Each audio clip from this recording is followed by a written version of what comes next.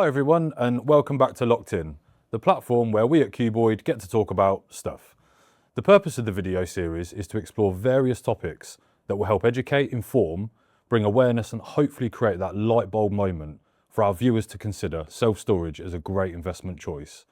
So far on Locked In, we've been demystifying self-storage perceptions and giving you insights from industry experts and real-life customers. And as ever, I'm joined by Simon Forrester, the CEO of the Self-Storage Association UK.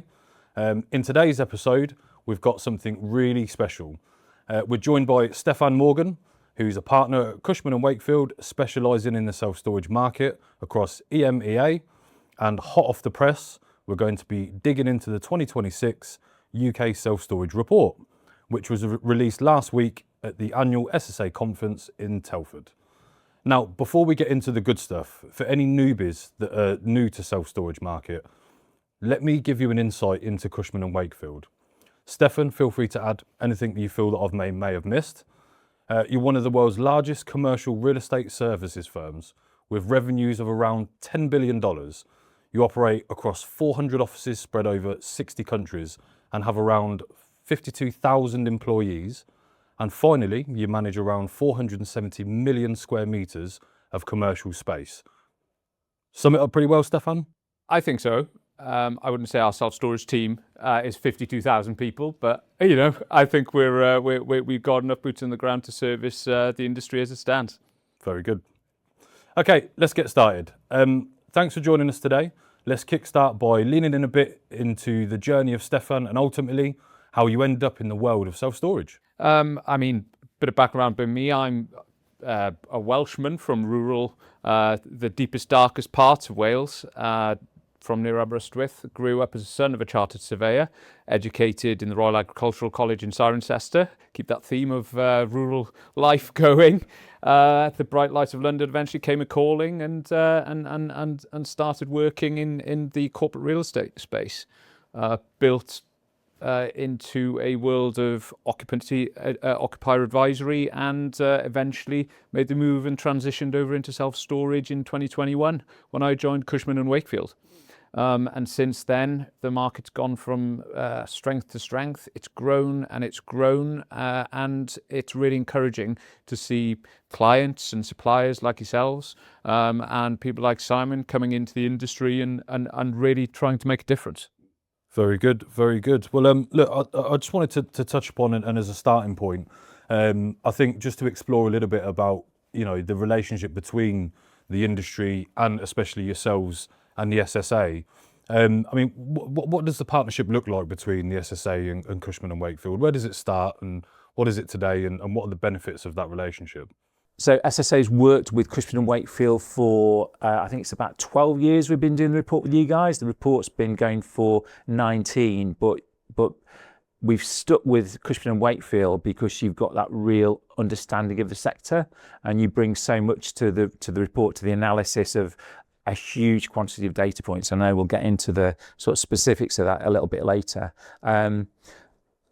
But in terms of your experience of this, Steffan, how have you found producing the report and what's your involvement? Well, it's, we sit as advisors, inevitably, we're consultants, but the benefits of what we see and what we do on the ground working with clients and also working with suppliers like Cuboid is that we tend to see that churn of information, the development of that market, and we can speak to our experience on the ground. Now, working for a company like Cushman Wakefield obviously comes with its perks. It's a large international business that has dedicated research teams, and we would not be able to produce this type of report with the granularity of that information without their support. And I think over the years, the report's been with Cushman Wakefield since before I joined, but it has certainly seen an evolution of how that has, or how it's been presented, the level of information and the depth of information that's been provided. And this year is probably the largest evolution that we've seen since we have been involved with producing said report. And I think the real value of this report, it's almost inestimable, both to the association in terms of our voice to policymakers, to understand in detail the both vertically and horizontally how the market is structured, but also for individual members when they're looking to whether they're investing, whether they're expanding, the value of having that snapshot of where the market is and where they sit in that market. You can't put a price on that, and it's something that we've developed not just for our members, it's for the whole sector, because we want the sector to all be aware of where they sit. Certainly from our perspective, we see a lot more people than just the members and the stakeholders taking an interest in the report. We see from the feedback that we get after producing it year on year that the increased interest and the increased awareness, particularly from the capital markets, in what the industry is currently doing in the UK. Okay, brilliant. Well, I think what we will do is delve into the report itself, as we're talking quite heavily about the report. Now, I think we all know that it's a really invaluable asset that comes into the industry that Cushman produce.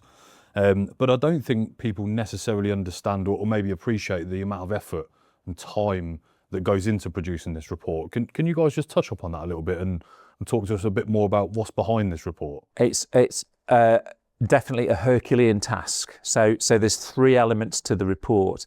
There's the operator data. So we send out a call to our members to give us data on their operation, their numbers, which is one significant data set. We also ask our members to provide us with data on their customers. So we ask them to interview their customers and get them to fill in surveys.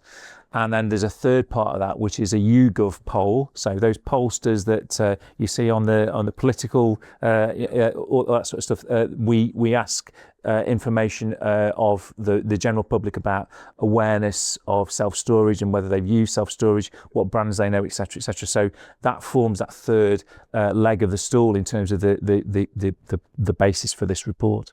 Okay, brilliant. So very interesting. So I definitely didn't know about the sort of the government use of the sort of questionnaires that go out. I didn't know that was being done. So very cool to sort of understand and learn. And I think from Steffan, from your perspective, put a bit of weight into what it is that Cushman actually undertake by producing this report. Well, yes, at the end of the day, Simon and the SSA have a very good relationship with Cushman Wakefield. I think that there is a tremendous amount of collaboration that's required to align not just the surveys and the data points, but also the design of the documents, the preparation of how that information is presented, and frankly also the analysis of all of that data, because it gets delivered as raw data from respondents to the surveys that needs to be trawled through, and not just the information that you have. It has to be compared year on year on year,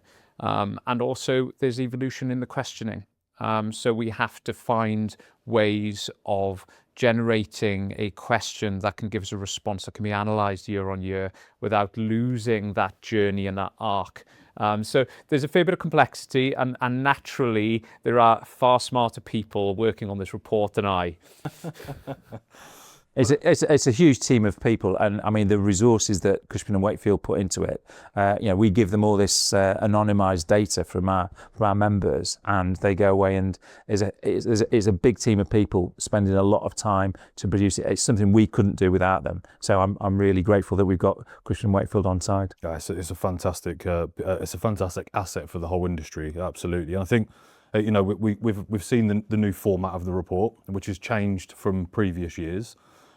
We spoke a little bit about before the podcast started, Steffan, about the new format and how it allows people to dive into the data a bit more granularly. So can you talk a little bit about the change to the format of the report? Well, I think it's actually, it's been a sort of a natural development, as we discussed earlier, of the journey. We continually talk in industry about ESG, don't we, and responsibility, and being able to print less, it was an absolute key talking point. It's not just this year, but has been for years prior. We've slowly, I think the SSA as well have agreed that we'd slowly sort of taper off the printing of those reports. We printed less and less over the years. But it's always quite important to be able to deliver that information in a meaningful way. Now, as the reports slowly got smaller, the way that you needed to present that is obviously more consolidated. And to provide the level of information in the granularity that we believed would be beneficial, in depth enough that actually it's not just a snapshot, a catch-all for the UK, but actually giving regional analysis and information as well, and being able to continue the storytelling in a meaningful way. That's meant that actually taking this online allows us to give the industry a platform that they can dip in and out of and analyse and scrutinise the data more thoroughly. Yeah, it's very cool. So it's a really nice change actually from previous years. Yeah, and just picking up on that from my perspective, I get, in my first few months going out and seeing people and saying, okay, have you seen this? People picked it up at the conference, they leafed through to the 3 or 4 key pages they wanted information on, and then they put it on a shelf, which is, again, from the ESG perspective, there's a lot of dead trees going into that. Whereas with an online version, you've got the data in front of you, you can drill down into it, which of course you can't with a paper version or a PDF. Yeah.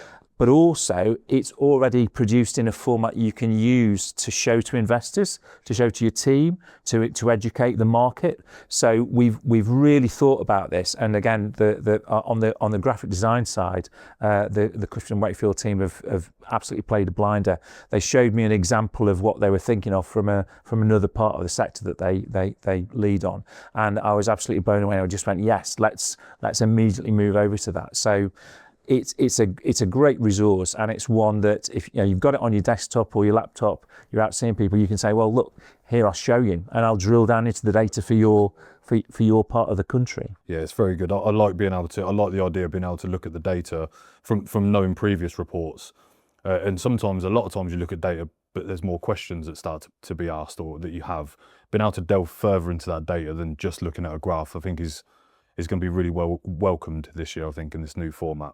Yeah, and as Steffan was saying, the question set has got bigger and bigger.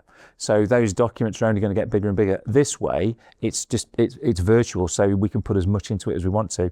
And we've been sort of sparking off each other and going, well, how about if we include this, and what about that, and can we drill down more into that? So it's been a real evolution, and I'm really keen to hear how our members respond to it in terms of how they're using it and how they're using it differently, and where we go next year. Because I think that this again will evolve further as we start to actually use it in practice. Yeah, I think following the same trend that we're seeing in the industry as well, that tech stack and the tech solutions coming into the space, this is all evolving along the same journey. So, it's kind of mirroring the same progression that the industry's showing at the moment as well. So, all very, very positive things, and great report, great format, and really looking forward to delving into that data a little bit deeper.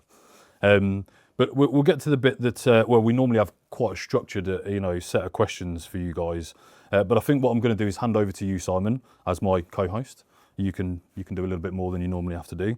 But I'd like us to talk through the report a little bit, and more importantly, just look at those key findings, those key differentials between, the current year, the year we're looking at ahead, and the year we're currently in and saying goodbye to. So if you guys could just touch upon that and what's changed, what we're predicting, what's different, is there anything drastically different from the last year to this year's report? Just give us that overall snapshot of those really key points. Okay, well, I should just point out, if you're as you're watching this, go online and access the report, because you can kind of look at it while we're talking. So in terms of the key points, I'm really encouraged that the sector's continuing to grow. We've gone from 1.2 to 1.3 billion.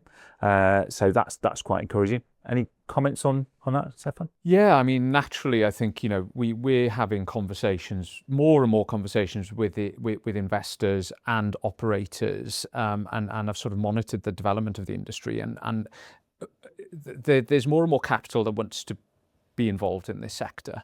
Last year, we probably saw that transactions were down in terms of M&A, but actually what we continued to see that there was that organic growth. You know, we're seeing more developments coming out of the ground. We're seeing more repurposing, more stores opening. And I think that's really encouraging, because actually what we're also seeing with that is the quality really starting to come through. You know, the market is maturing, operators are becoming more sophisticated, and investors are starting to want to be involved, not just from, you know, we know that private equity have been heavily involved over the last few years, but we're seeing far more sort of high net worths coming in, backing these professional operators that are now active in our market. And we also see those institutions really starting to grow. So the story overall is really positive. I think a difficult year in terms of selling portfolios and trading assets, but really what we saw is that continued strength and the positive sentiment that's really coming through. Yeah, and much further to go as well. I mean, looking at, we'll come on to the sort of some of the numbers around the customer side of things, but it is really encouraging to see the market continues to expand. On the other side, though, revenue is clearly under pressure. We've got, I think, about a 5% drop in revenue from well, you can look at the numbers yourself rather than me quoting it all. And the only region that we've seen growth in is the north, which is quite interesting in terms of the numbers, which suggests sort of year of recalibration. Yeah, it's interesting because, you know, revenue and rental rates cannot stand alone as KPI. You know, as a performance indicator, really needs to be treated as, you know, where's your occupancy, where's your rental rate, and there's all sorts of nuance that comes behind that, as we know as industry contributors. It's still the number that everyone rushes to first, though, because I've had people ring me up and said, "Can you tell me this now?" And I went, "No, you've got to wait for the launch of the report." Yeah. And I'm sure the press will have lots of questions. Absolutely, naturally. Yes. But there has been, I think, certainly over the last couple of years, a sort of normalization of the market. You know, we talk about seasonality as something, you know, these peaks and these troughs of occupancy and rental rates, and it's finding that balance for operators. Naturally, as your rental rates go up, your occupancy might come down, and vice versa. You know, if you bring your pricing down, your occupancy might go up. So the story telling us really is that occupancy broadly stable. We have seen all of this new supply come in, so that naturally does have an effect on your sort of your current occupancy levels. But when you look at it on a stable position, we have seen that sort of that established store maintaining that good stabilized occupancy level. So despite seeing probably maybe in a slightly weaker trading season in the summer last year, having spoken to a couple of operators in preparing this report, so which naturally, if you haven't got that really sharp peak at a point in the season, that might have a slight drag on your overall annual average.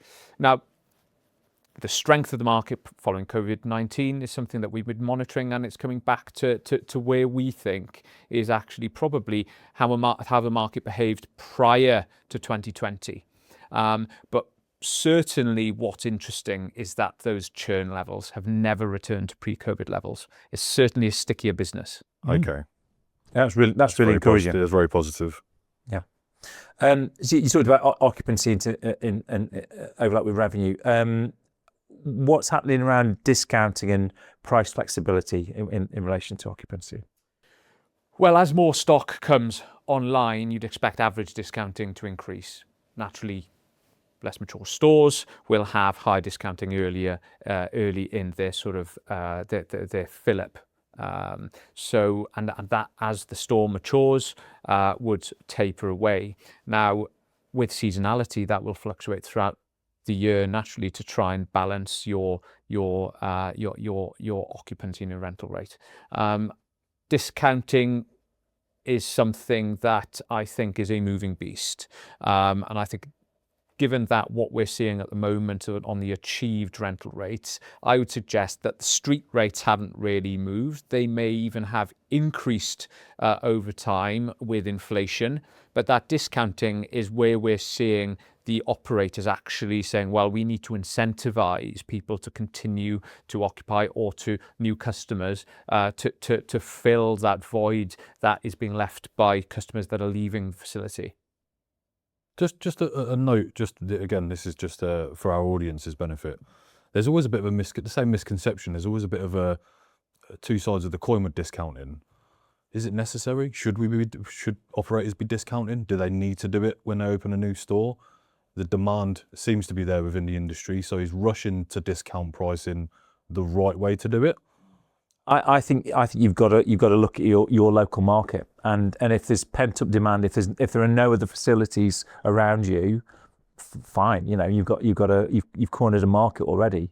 If you're on agricultural land and it's been encroached on all sides by housing developments, there's pent up demand there, definitely. So probably less. You're not going to need to discount as much as, say, somebody who's on the opposite corner of a crossroads from an existing operator. So it's horses for courses. I think each individual's got to do that, and also just trial it.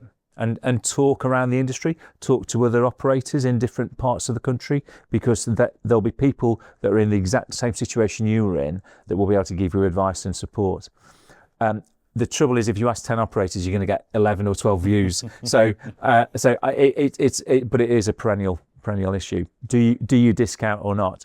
I think you've just got to see where you get to. Yeah, I think just from sort of the side that we sit on, we bring a lot of new people into this sector. And, the offers are very quick to be put on the table of, let's discount this, 6 weeks at half price, whatever it may be. And I always think you might not need to do that yet. Yeah, have faith in your product. You've built something new. It's shiny. It looks good. It's tech enabled. You've really put time and money and effort into it.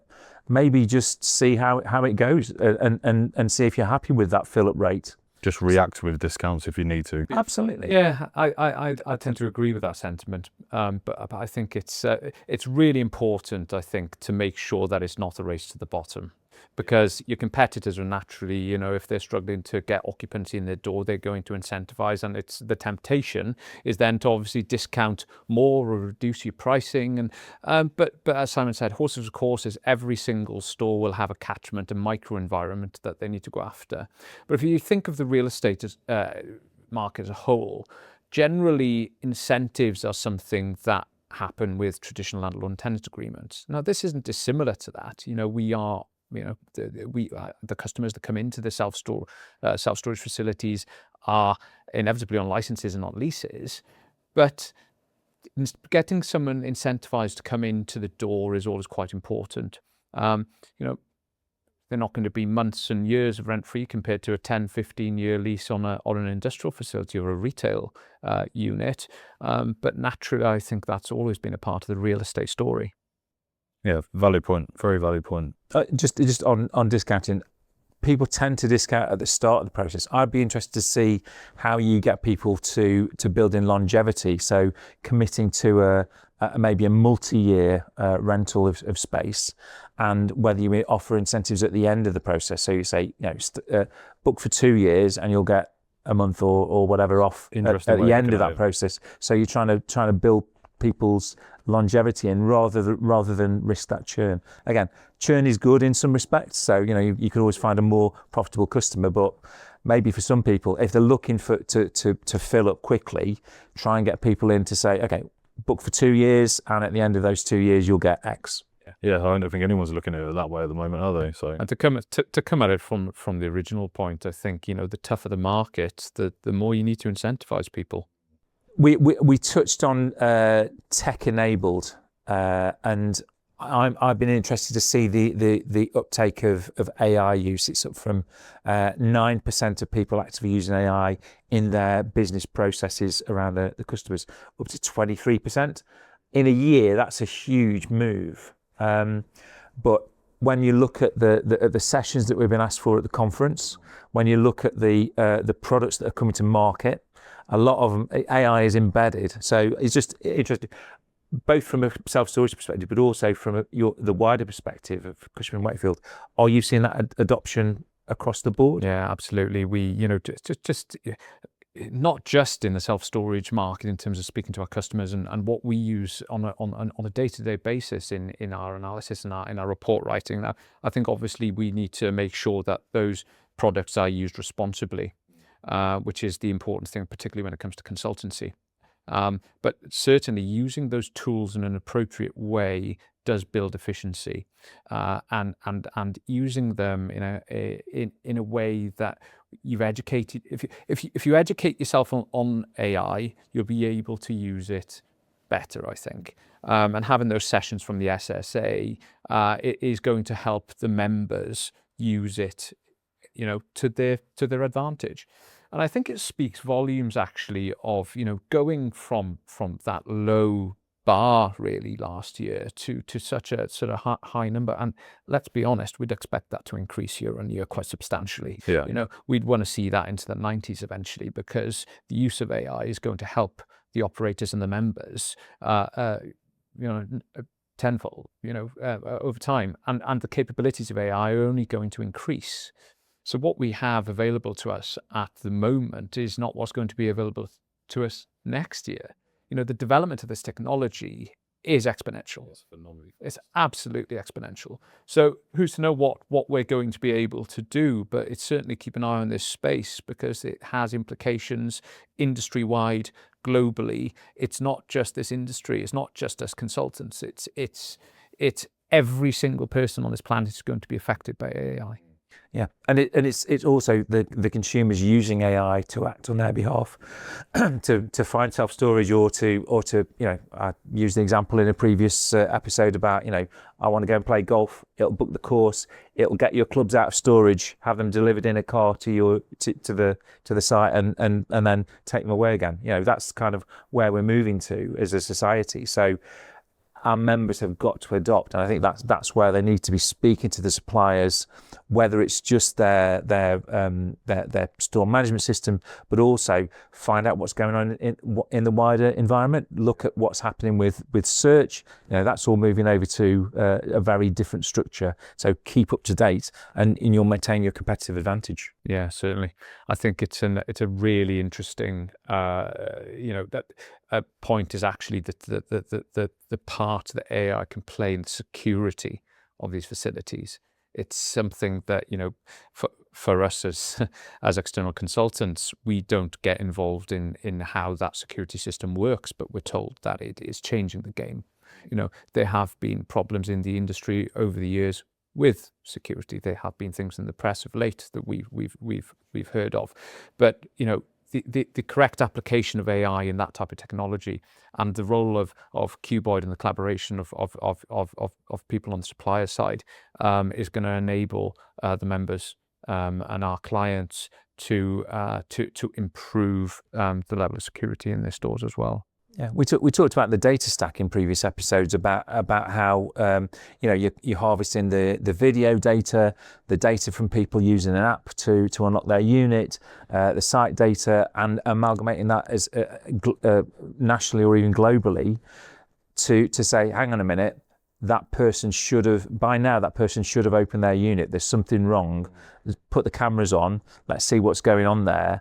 So the system learning from that huge data pool and starting to know that actually that person should have come out of their unit by now, because on average that's the time scale. So you've got an AI that's acting as an extra member of your team, which is absolutely fantastic. It blew my mind. The more that I get quite enthusiastic about the sector now I've joined it. From outside it's tin boxes with a door on, but when you actually look at it and look how that movement of tech has come through, it's absolutely fantastic. I'm really encouraged by it. No, we've seen the same trend internally, even at Cuboid.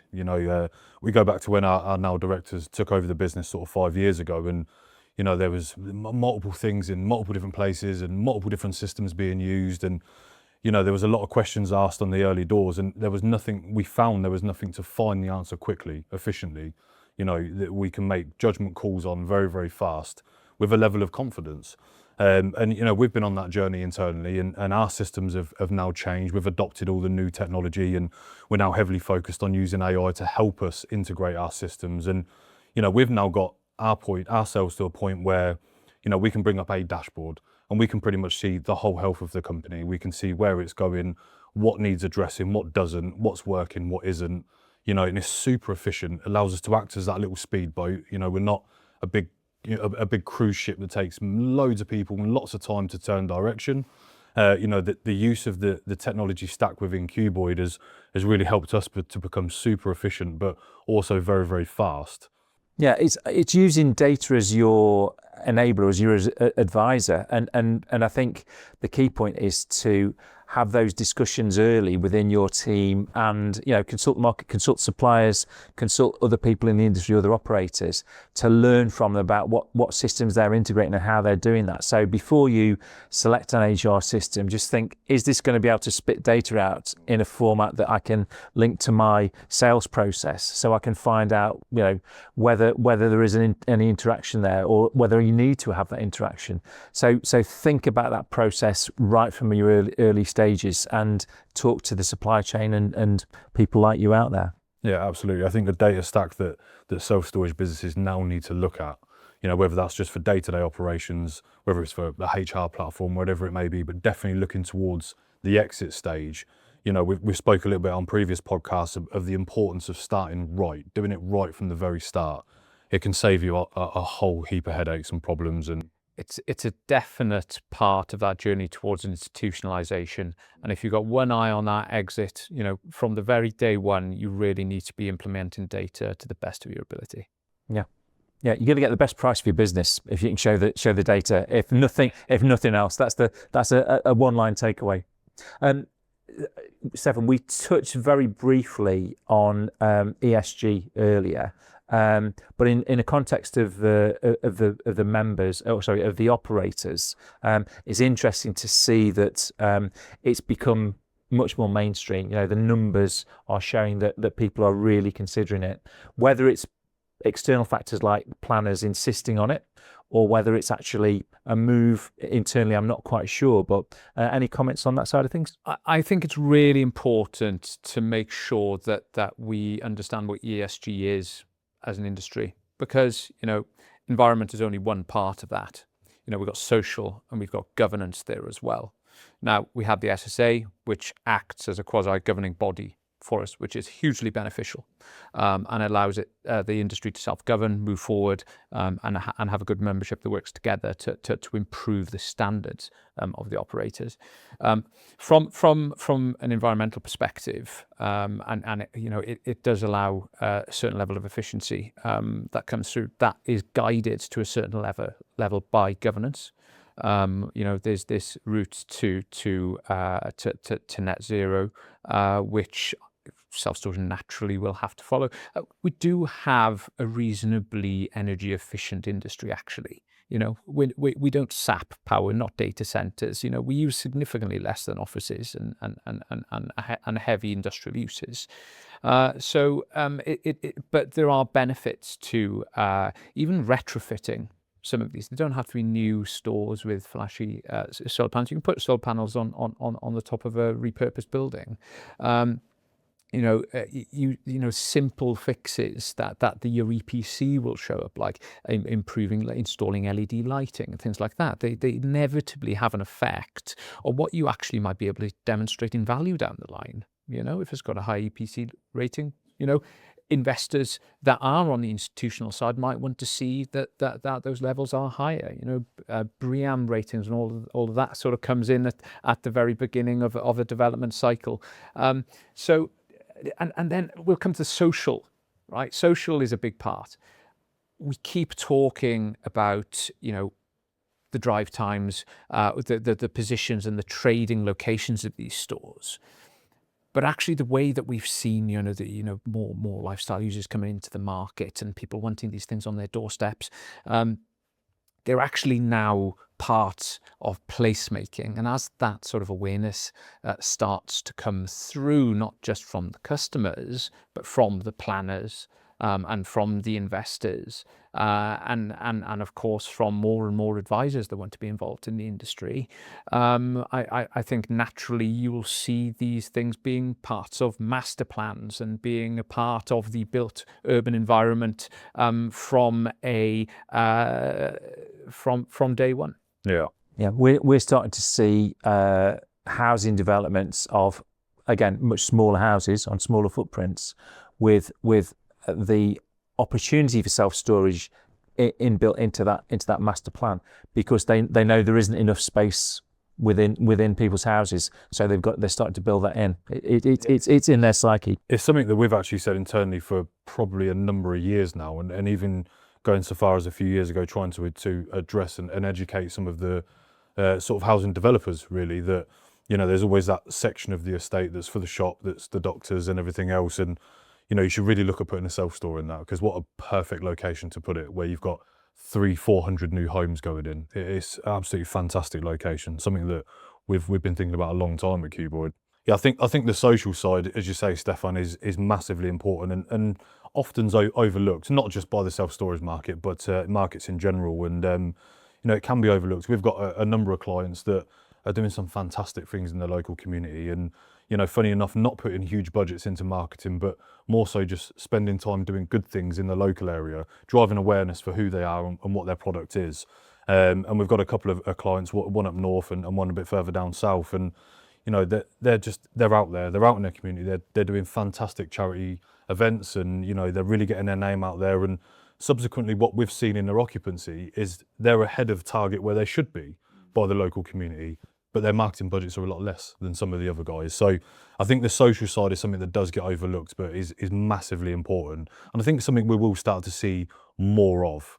Yeah, I think it links back to that micro level awareness. So, you know, making sure that everybody in your catchment area understands who you are, where you are, and what you actually do, because awareness of self-storage is increasing. I'll come on to that in a second, but you can directly influence the local population, having open days, holding, bringing buy sales and jumble sales at your premises. All of these sort of whizzy ideas that we touched on some from the previous issues of the podcast. But there's stuff that you can do that isn't going to cost you a lot of money, that will embed you in the psyche of your local community, and that's worth more than any SEO, because those people are also spreading that message on your behalf.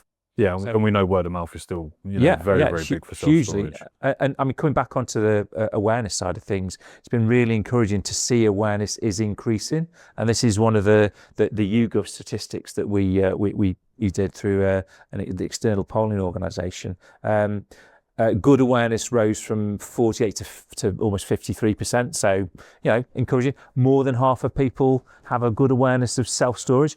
Whether they really understand what self-storage can do for them, I think there's still some messaging to do there. But that was really good. And with the number of people able to name at least one store or one brand was at about almost 60%, so that's pretty good going. It's definitely improvement from sort of 2-3 years ago. Yeah, and I'm seeing a lot more of the not the sort of top 10, but the smaller operators actually doing some really innovative low-cost marketing out there. It's popping up on my LinkedIn feed. As LinkedIn's learned that I'm now self-storage, it's feeding me all of this stuff, which is great. And there's some absolutely great stuff. I've seen people dressed in boxes, you know, pretending to play golf, and you know, people in wetsuits, you know, as we touched on before. But yeah, it's just some great low-cost stuff that's again, it's just fun. But it's raising awareness of their brand, and then when someone looks at their spare room and goes, I've got to do something about this, they go, self-storage, and they know that brand. Yeah, I mean, to come back to your point there, you know, the last 2 or 3 years, let's go 10 years. We haven't seen movement like this in awareness for 10 years. It is a substantial shift in the right direction.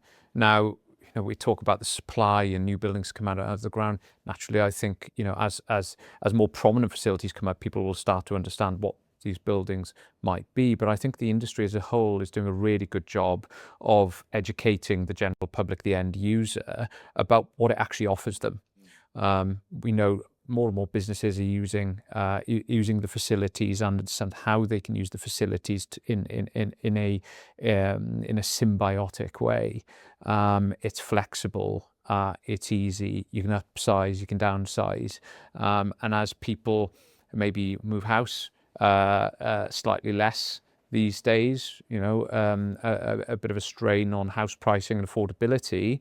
I think people are looking for that additional space, and as that awareness increases, customers might become even stickier than they already are. Yeah, that's really encouraging. Just wanted to touch on a couple of things around tech and the customers. Booking preferences, the shift to mobile is increasing.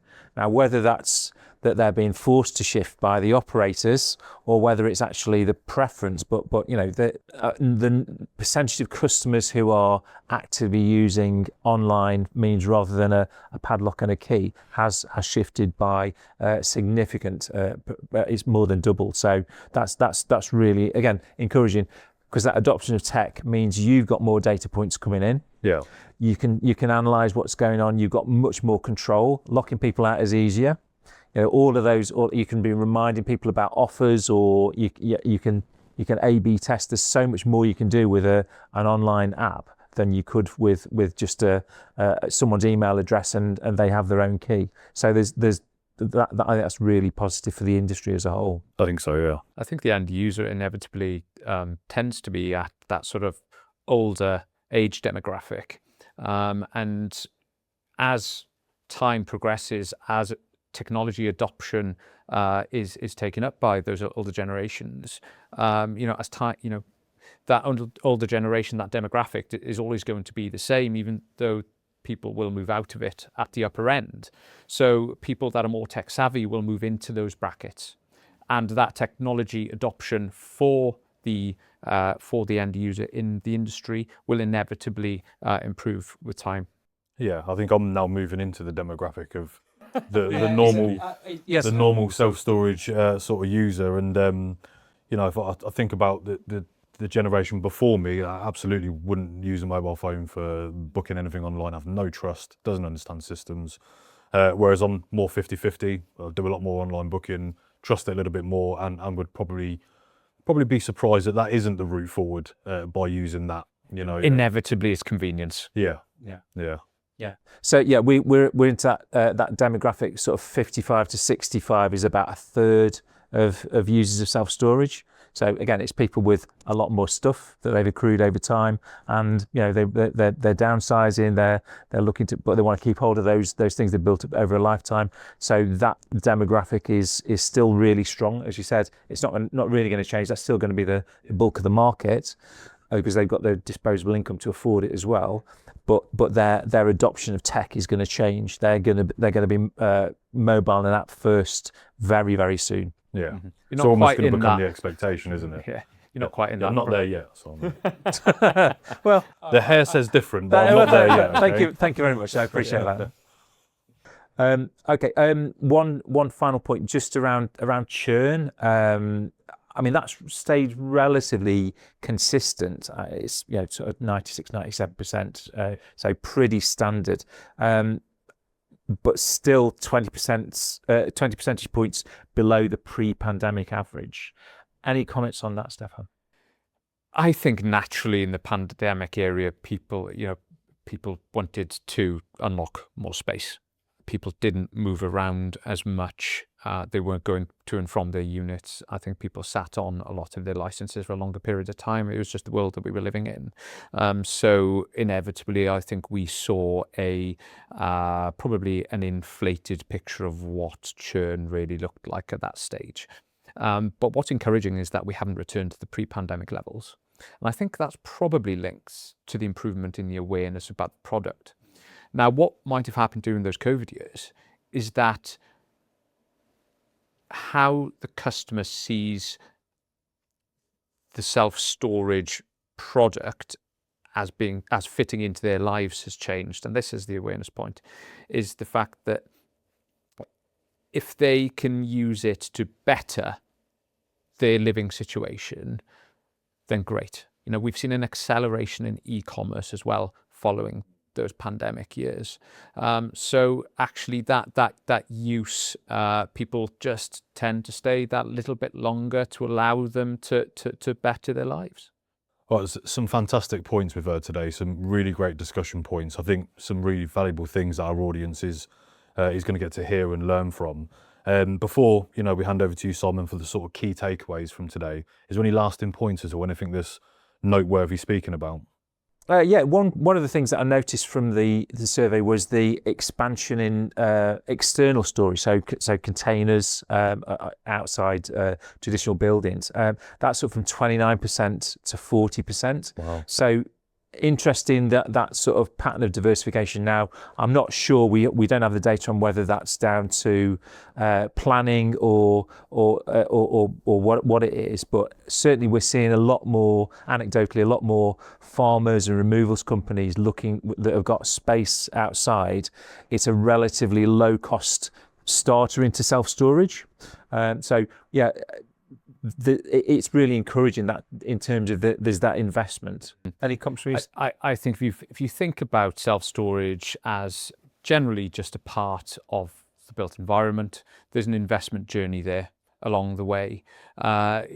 We have seen over the years that private equity have had a disproportionate level of investment into the sector, and then there's equal part institutions, REITs, money managers. But we do see more and more, as you said, the likes of the high net worth coming in, businesses diversifying, and not just seeing self-storage funds being set up, although that is a big part of the journey that's coming through that institutional side at the moment, is that self-storage now seems to be a really interesting part of building a diversified real estate portfolio. Yeah, and picking up on that, we're nowhere near saturation. I mean, and anywhere in the UK, even areas where there's people opposite each other on the crossroads, there is such a population density coupled with the that awareness of only sort of 50% of the population. There's another 50% to go at. If we can get them in, we've got a market that can double in size. So there's still a lot to go at. There's still space for new entrants. It's got to be in the right space and the right place. Don't get me wrong, but that's where you've got to do your due diligence and talk to the planners and the experts in the sector that can advise you about where to site something and what you're likely to get out of it. So it's doing that. We keep drumming it home, but do your research early. Think about think about where you want to get to. Just as an aside, I was talking to somebody the other day about lifts, and they were saying, well, you can get a lift that'll last 5 years and one that'll last 25 years. If you're going multi-generation, you're going to hand this down to your children, buy a 25-year lift. Absolutely. Buy something that's going to last. We've seen pictures of pictures of a site that had burnt down, and the lift was still standing. It was one of these ones that was built. It was amazing. I think they could have probably rebuilt the space around it. Anyway, I've gone off piste a little bit, but just to bring us back onto it, it is, look, the research shows this is still generally very positive. The numbers are increasing. We're still seeing opportunities there. There's investment coming into the market. There is consumer demand yet to be tapped into. And for companies that are doing things in the right way, I think they are going to flourish. It's about being savvy about your spend. It's about making sure that you're getting embedded in your local community, and it's essentially making sure your data is lined up to give you all that support in terms of your decision-making process. And ultimately, when you go to sell or hand that business on to someone else, they've got that data set to build on as well. So start early. Yeah. Leverage the supplier network. Absolutely. Yeah. Absolutely. Yeah. Talk to Cushman Wakefield. I think as we've seen the sort of the awareness in the industry raise, I think that is down to Cuboid solely. It's not you, Simon. It's just Cuboid with the podcast and our collateral we put out into the market. I think Cuboid's doing a fantastic job of elevating the awareness in the industry for sure. I'm glad you think that. You're not going to get a quote out of me. Damn it. Nice. Brilliant, guys. Thank you so much, in particular, Steffan. As ever, a fantastic piece of research, which I know takes an absolute mammoth amount of effort to produce. And I'm sure you know this report has become the bedrock of information and the basis of a lot of strategic decisions for new entrants and existing operators across the industry. Right then, some fantastic insights that I hope acts as a catalyst today for people to join the self-storage revolution. So I hope in the episodes to date, we've evidenced why the self-storage industry is such a great investment choice. I guess the next question is, what's next and where do I begin? Join us next episode where we'll unpack the history behind the SSA and the Fidessa associations and understand how we can see and use these platforms as an excellent source of information and guidance throughout your self-storage journey. That's all for now, folks. Time to sign off, and we'll catch you next time on Locked In.